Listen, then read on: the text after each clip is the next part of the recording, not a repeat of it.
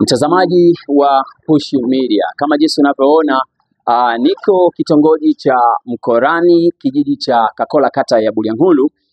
Ni mvua kubwa kabisa iliyonyesha jana tarehe 7 kuamkia leo tarehe 8. Ni janga kubwa kabisa limewakumba wakazi wa maeneo haya. Maji yamejaa kwenye vyumba, vitu vimeharibika, lakini pia tumejaribu kuongea na balozi, mwenyekiti wa kitongoji, nao pia wameeleza jambo hili. Majina naitwa Naomi Michael. Mimi ni balozi wa hili shina Mkolani.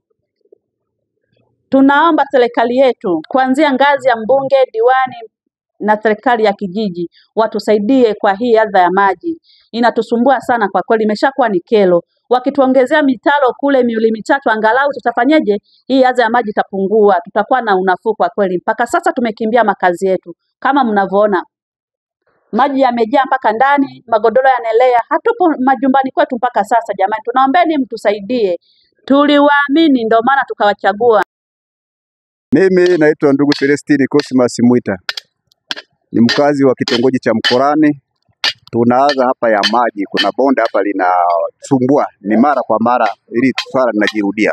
Sasa kwa mara nyingine tunaomba viongozi kuanzia mbunge, diwani, mwenyekiti wa kijiji mpaka kitongoji, tusaidieni hili swala. Tunaomba tena, hatuchoki kuomba, tutaendelea kuwaomba. Nyie ndio viongozi wetu tunaowategemea.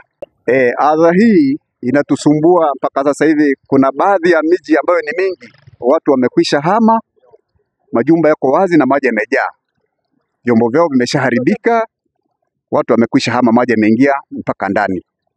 Tunaomba msaada wenu. Jina naitwa Ibrahim Alfred Bukwaya, mwenyekiti wa kitongoji cha Mkorani. Kwa kweli wananchi wangu wamepata shida kubwa sana ya maji. Kuanzia jana usiku maji haya yakaingia mpaka ndani kwenye vyumba vya wananchi, hapa na maji yamejaa pote. Mimi niombe kama mwenyekiti wa kitongoji, janga hili nimeliona. Sasa naomba nishirikiane na viongozi wenzangu, kuanzia mwenyekiti wa kijiji cha Kakola pamoja na diwani pia na mbunge wetu. Naomba tushirikiane ili tutatue hili janga, wananchi wetu waendelee kuishi vizuri. Na wananchi wangu ni waombe tuwe na uvumilivu. Mimi naitwa Modo HD na hii ni Push Media. Asante.